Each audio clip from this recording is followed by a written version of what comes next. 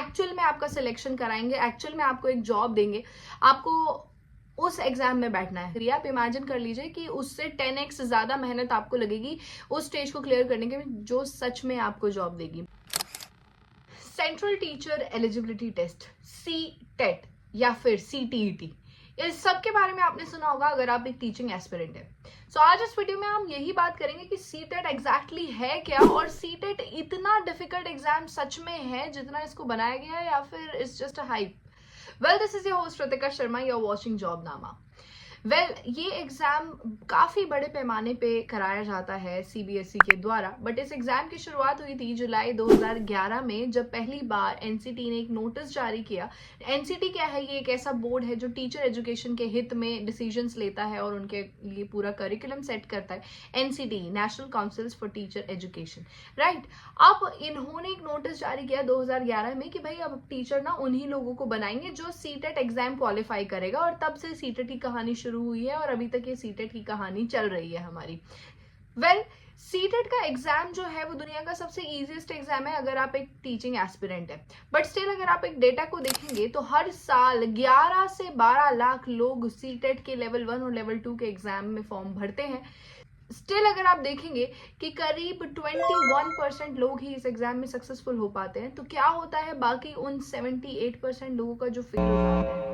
और क्या सच में ये एग्जाम ऐसा है जिसमें इतनी ज्यादा फेलियर रेट होनी चाहिए?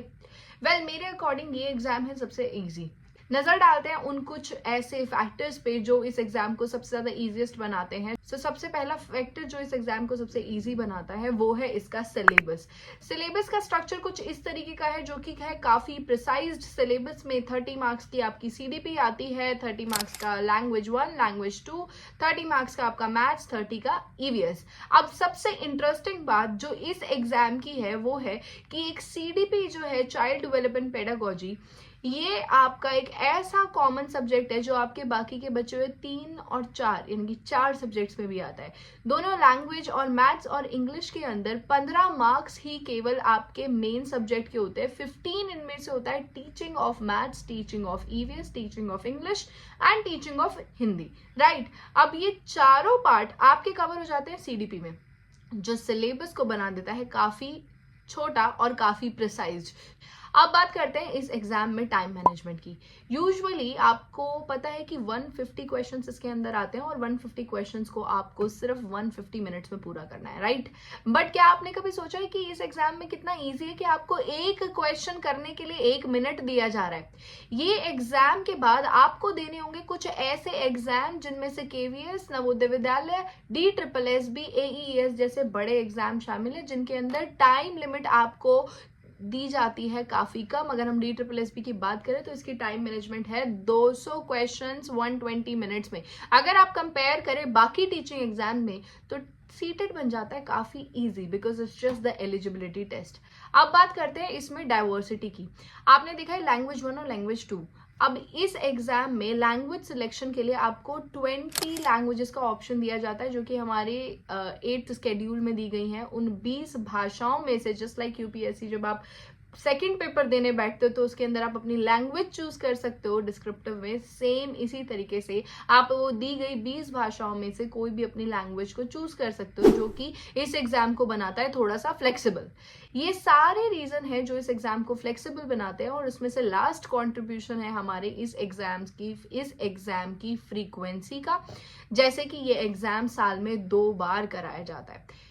वेल, इतनी सारी इजीनेस होने के बाद जब मैंने इतने सारे फैक्टर्स को डिस्कस कर लिया कि इसका सिलेबस भी बहुत ज़्यादा डिफिकल्ट नहीं है, प्रिसाइज्ड है, काफ़ी इजीली गिवन अप है, अगर टाइम मैनेजमेंट भी इजी है, तो ऐसा कौन सा फैक्टर है जो इस एग्जाम को इतना टफ बनाता है और जो फेलियर रेट है वो 70% से भी ज़्यादा है? इसका सिर्फ एक ही आंसर है यार, इस एग्जाम में बैठने वाले कैंडिडेट। अब एनालिसिस करते हैं कि इस एग्जाम को देता कौन है। इस एग्जाम को 3 तरीके के लोग देते हैं। एक वो जिनकी अभी जस्ट DLED या BEd हुई है, जो काफी फ्रेशर है। एक वो जिनको पढ़ाई छोड़े हुए कुछ वक्त हो गया और अब वो अपनी पढ़ाई को रीस्टार्ट कर रहे हैं, या फिर कुछ ऐसे लोग जिनको 4 या 5 साल हुआ है DLED या BEd करे हुए। अब इन सारे कैंडिडेट्स का इस एग्जाम को लेके ना अपना अपना अलग ओपिनियन है। अगर हम बात करें पहले वाले बच्चों की जिन्होंने DLED किया हुआ है, जिन्होंने BEd अभी फ्रेश किया है, उनके लिए ये एग्जाम बन जाता है कंप्लीटली इजी, बिकॉज ये सब कुछ उनकी डीएलएड और बीएड की बुक से होता है, नथिंग मोर देन दैट। अब बात करते हैं कि इस एग्जाम में एग्जैक्टली फेल कौन होता है। इस एग्जाम में फेलियर रेट उधर से बढ़ती है जब वो वाले कैंडिडेट्स जिन्होंने अपनी पढ़ाई को काफी टाइम से छोड़ा हुआ होता है और उनका जो कमांड है सीडीपी पे वो लो होता है। क्योंकि अगर आप इसके सिलेबस को चेक करें और प्रीवियस ईयर क्वेश्चंस को देखेंगे तो मैथ्स, ईवीएस, इंग्लिश और हिंदी काफी ज्यादा आसान होता है जो बेसिक वाला होता है। बट जब आप teaching of Hindi, teaching of English और टीचिंग ऑफ मैथमेटिक्स की बात करेंगे तो ये सब कुछ डायरेक्टली लिंक्ड अप है आपका चाइल्ड डेवलपमेंट पेडागोजी से। सो जिन लोगों की साइकोलॉजी पे कमांड थोड़ी सी कम होती है उनका सिलेक्शन का पॉसिबिलिटी इस एग्जाम में हो जाता है काफी लो। अब क्योंकि सीटेट जो एक सेंट्रल टीचर एलिजिबिलिटी टेस्ट यानी कि आपका प्राइमरी एग्जाम है जब आप टीचिंग में अपना करियर चूज करते हो, तो नंबर ऑफ कैंडिडेट्स जो इस फॉर्म को भरते हैं वो होते हैं बहुत ज्यादा।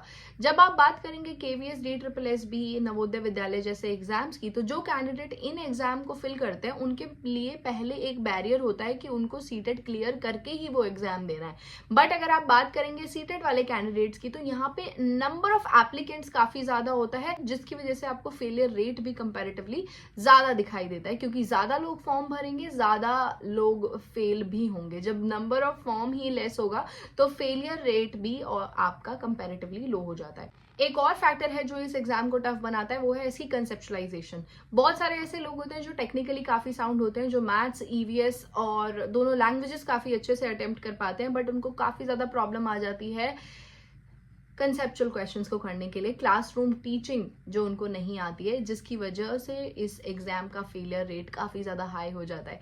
सो ये थी कुछ एनालिसिस मेरे द्वारा इस एग्जाम के लिए, which still I would say कि ये एग्जाम सबसे इजी एग्जाम है। मैं क्यों कहती हूँ कि ये एग्जाम सबसे आसान एग्जाम है, क्योंकि अगर आप इस एग्जाम को टफ कंसिडर कर लेंगे तो आने वाले टाइम में जब आपको बहुत ऐसे एग्जाम देने हैं जो कि एक्चुअल में आपका सिलेक्शन कराएंगे, एक्चुअल में आपको एक जॉब देंगे, आपको उस एग्जाम में बैठना है। तो अगर आपका पहला ही स्टेज क्लियर करने में आपकी जितनी मेहनत लग रही है, आप इमेजिन कर लीजिए कि उससे 10x ज्यादा मेहनत आपको लगेगी उस स्टेज को क्लियर करने के में जो सच में आपको जॉब देगी। सीटेट सिर्फ और सिर्फ आपका एक क्वालिफाइंग एग्जाम है। इसमें कुछ खास फर्क नहीं पड़ता है कि आपके 90 नंबर आ रहे हैं या फिर 150 नंबर आ रहे हैं, 140 नंबर आ रहे हैं। सो वो सारी चीजों से आपको फर्क ही नहीं पड़ना चाहिए कि somebody is getting 130, 120। No, it's just the eligibility test जो आपको क्लियर करना है और उसके बाद होती है आपकी रियल फाइट स्टार्ट।